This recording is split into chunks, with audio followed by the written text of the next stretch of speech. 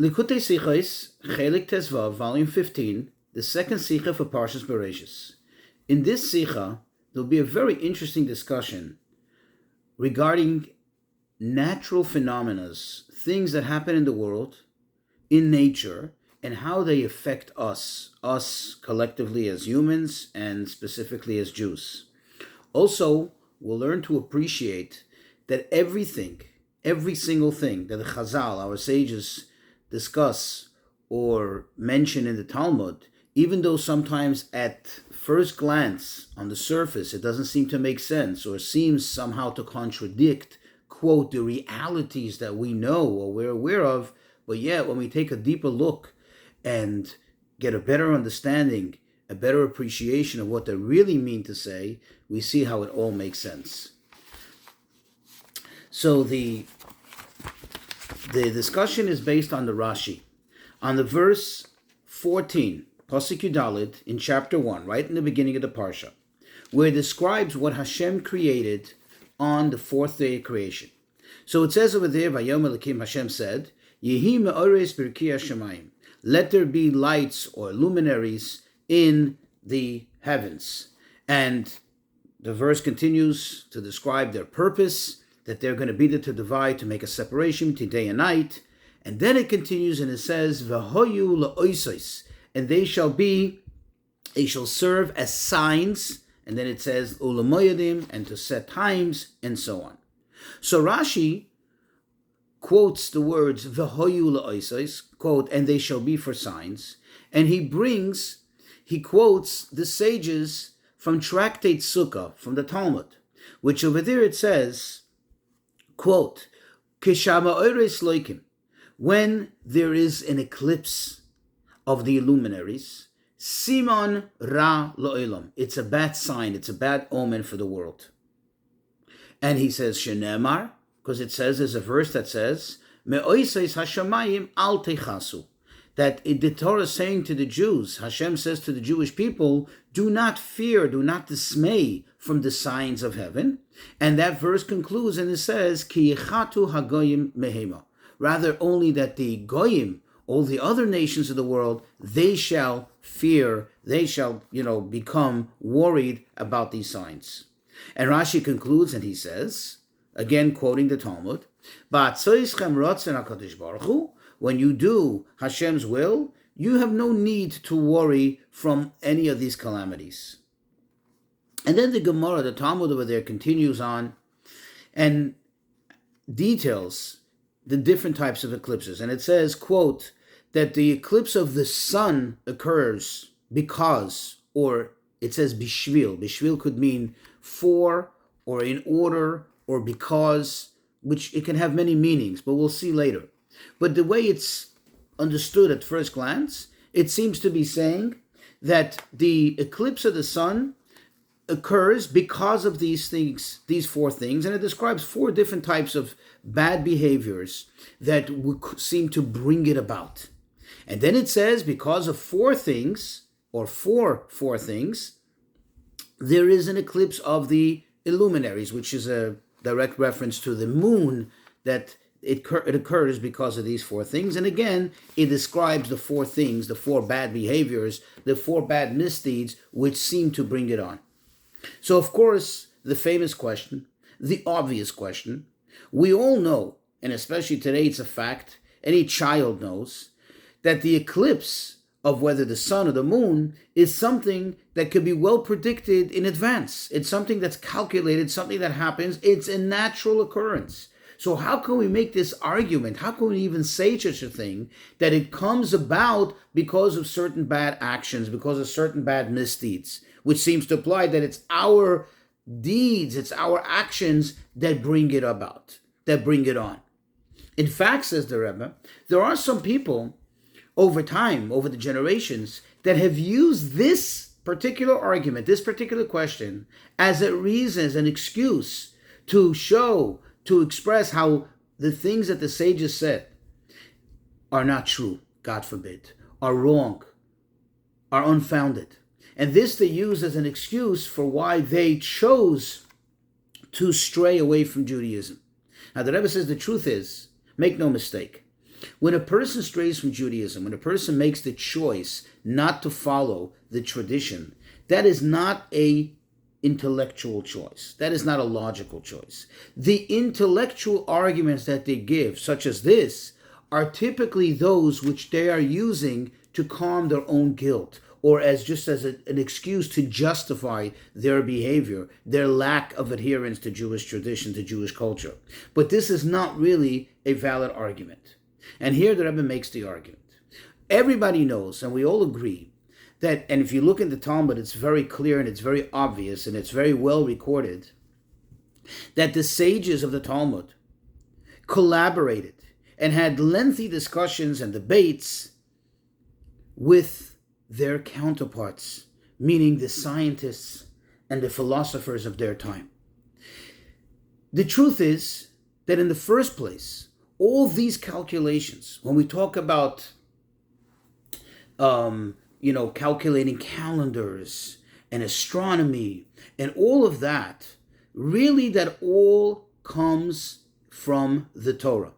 In fact, according to Maimonides, according to the way the Rebbe, well documents it, the origin of all of this, it actually comes from the Torah. It's not that we got it from them, they actually got it for us. But even for argument's sake, says the Rebbe, even if one should argue and say there's no proof to back that up, and therefore we must say that perhaps it's the Jewish sages who learned how to calculate the calendar and astronomy and everything else, that they learned it from their counterparts, the non-Jewish scientists, the non-Jewish sages, even if we should argue that. But the fact is that in that time of history, we have very well documented that the Jewish sages were in discussion and collaborated with the non-Jewish sages. And therefore, it is obvious that since this is a fact of nature, that if it was known at least to the non-Jewish sages, meaning the non-Jewish scientists, certainly because of their close collaboration, the Jewish sages certainly knew about it. So therefore, when the sages make this statement in the Talmud, it cannot be made out of lack of knowledge, out of absolute ignorance of this fact.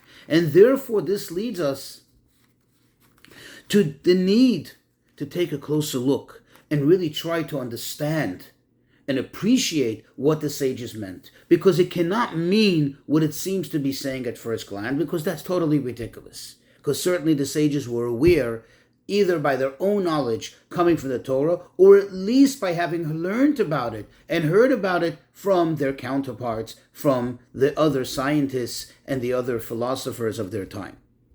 So the Rebbe says that there are those who try to propose the following answer. That perhaps what it means is, of course, these are natural phenomena that occur at certain given times that is beyond anyone's control.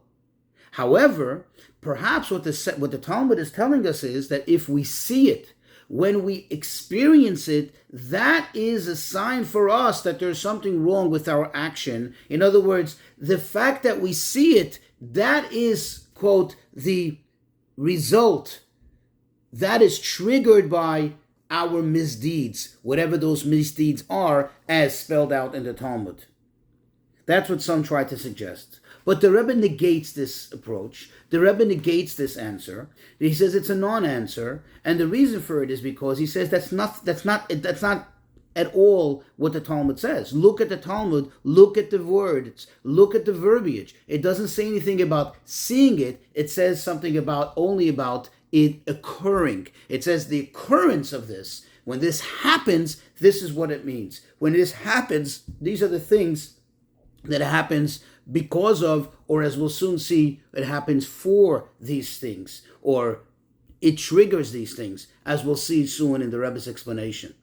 And another argument is, if that's the case, then why is it that the Talmud makes a whole difference between the eclipse of the sun and the eclipse of the moon? And it says certain things that the eclipse of the sun, things that happen that seem to directly affect the general world population, meaning general humanity, excluding Jews. And when it comes to the eclipse of the moon, the Talmud seems to have the focus directly on the Jewish population of humanity, which actually would make sense because we know that in general, the Jewish people are associated with the moon.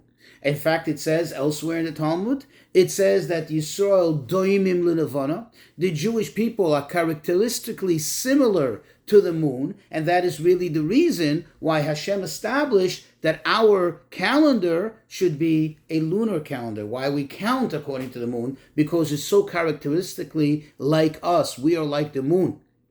So you see that this breakdown between the moon and the sun is very consistent with it. If it's only about seeing it, then what's the difference what you see, which eclipse you see, if it's the sun or the moon? If the whole idea is seeing it is what should trigger in us an awareness, a realization that, hey, I did something wrong, hey, I'm in the bad, and therefore I need to correct it, then what difference is if it's the sun or the moon? Why would that have an inherent connection, the sun eclipse more to the nations of the world, and the moon eclipse more to the Jewish people? And therefore the Rebbe negates this approach, and we're back to the question, what is it that the Talmud is really saying? What is going on over here if this is all a natural phenomena that occurs and, again, could be calculated and predicted in advance, and then what connection does that have to our actions?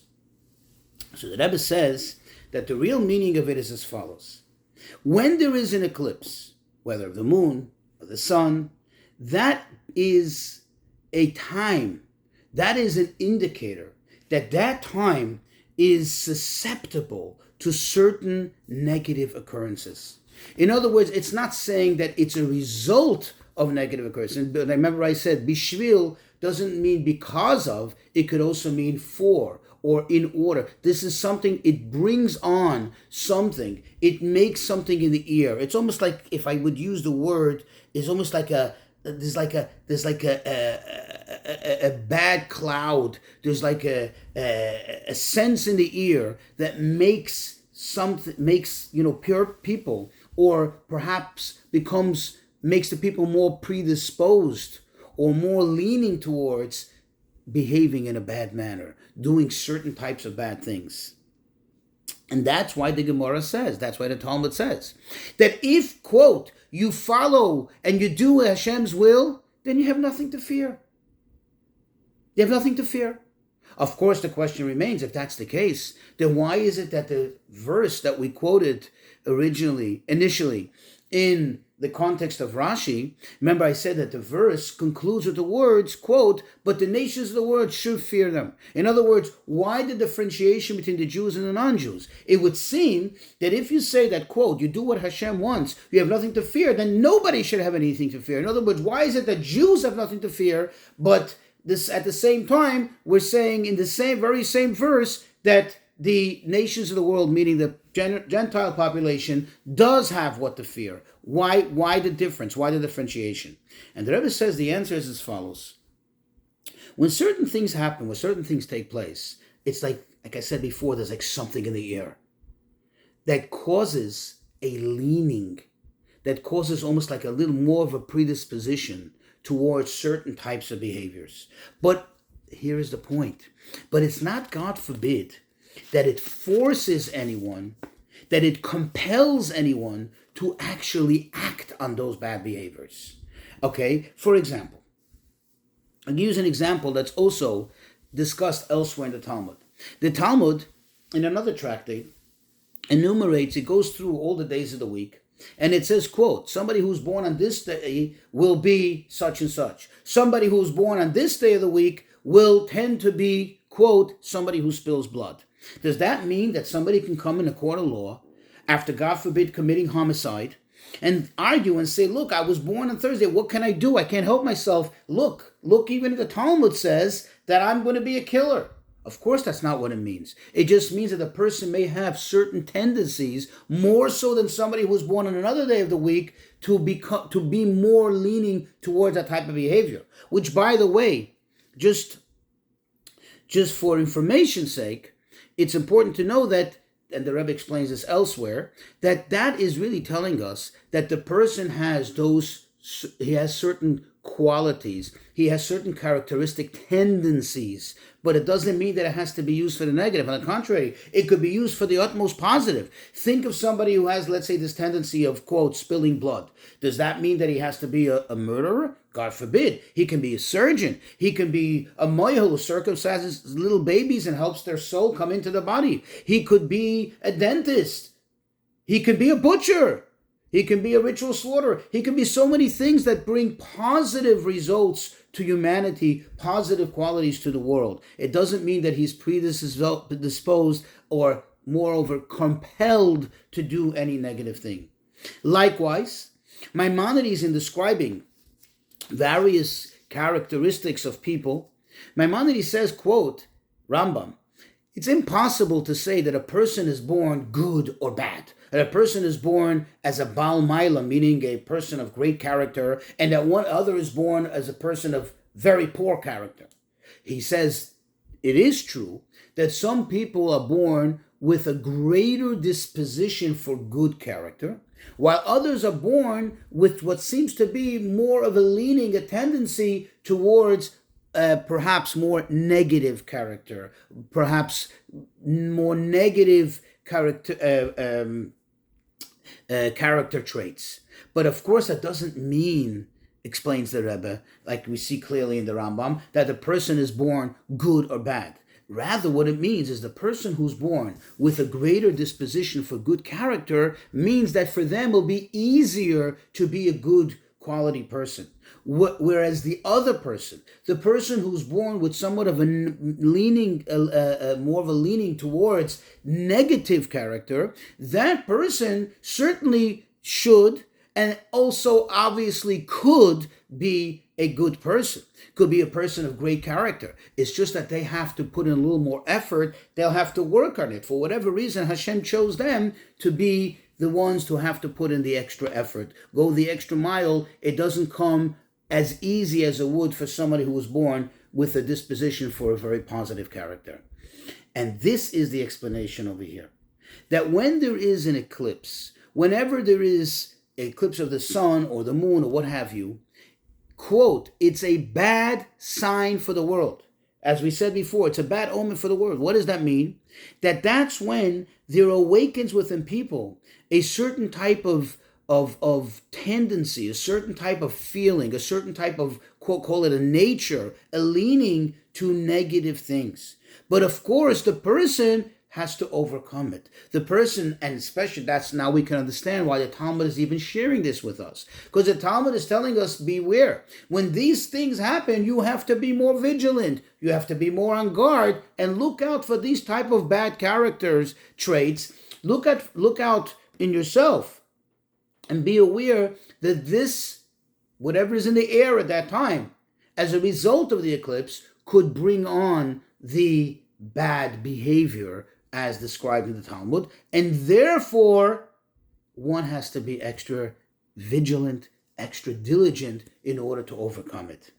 And that's what we now understand, that the word in the Talmud, when it says bishvil, doesn't mean because of, but it means for these things. In other words, when these things happen, the Talmud's telling us, be aware that it's happening for these things. It brings on these things. These things are now in the air, and they could become a negative trigger for any given person, and therefore by being aware of it, you're going to overcome it. And now we can understand why it seems to be so unfair, and it seems to be a little discriminatory, if I may, where the verse says that the Jewish people have nothing to fear, whereas the nations of the world have to fear. And this is consistent with what I said before, quoted from the Rambam from Maimonides. What it's really saying is as follows.